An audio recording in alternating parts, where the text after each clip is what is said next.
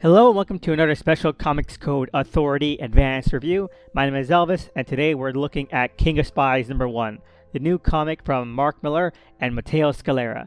And to just get it out of the way, this debut marks a very special new era for Millarworld over at Netflix. Now, ever since their sale to Netflix, there's been this sort of gray area about whether the comics will simply still be comics, and if Netflix will just be doing adaptations or what have you, like what's going on. But when this series was first being promoted, Mark made sure to put his foot in the sand about it. King of Spies is not a comic that's being adapted by Netflix.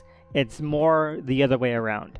King of Spies is first and foremost a Netflix series currently in development, and the comic is basically an interpretation of the series as it's being conceptualized.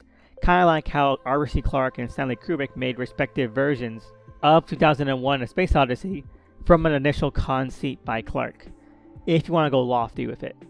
Now, all that said, this comic sets a high bar for whatever show Netflix unveils. A very high bar. This might be one of the most Dan Miller comics in recent memory, story-wise. The only thing that feels at all close to this has to be certain issues of Jupiter's Legacy or even Starlight, especially Starlight, which we'll get to in a second.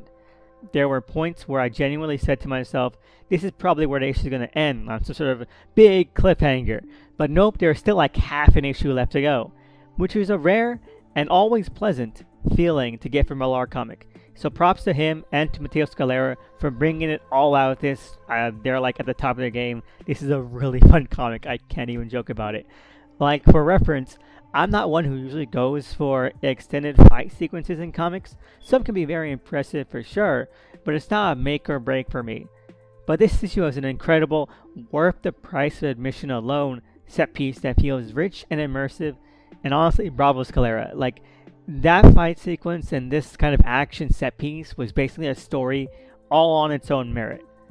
Now, as for the plot itself, the adverts and the promos for the series basically put it the best. A former secret agent only has 6 months left to live and decides to go swinging at the people who are really pulling the strings. Kind of like Bobcat Goldthwait's God Bless America meets James Bond. And to its credit, the latter inspiration is worn right on the sleeve. Much like how Starlight was a riff on Buck Rogers and Flash Gordon cliches, this basically does the same for Bond. Taking a well-worn and known genre icon and digging a bit deeper into the common cliches and conventions.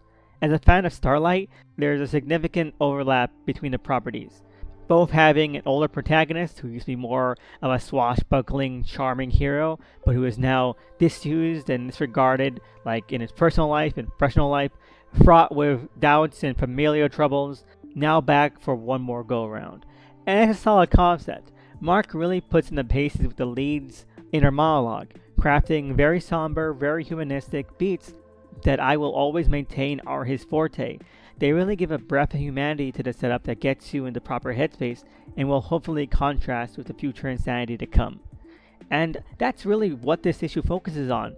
Action and character. Like, the first half is this like really impressive action set piece, and then the second half is just mining into the psyche and the character and personality of the lead protagonist, and really making you feel for him, really getting you into his headspace, really sort of fleshing him out. And I think that Millar does that so well in certain series, and this is high ranking among them. Like, again, I think that Starlight is fantastic about this. If you haven't read Starlight, please read Starlight, but this feels like a more, like, say, rated R version of Starlight. A lot more kind of mature themes going on here than Starlight was.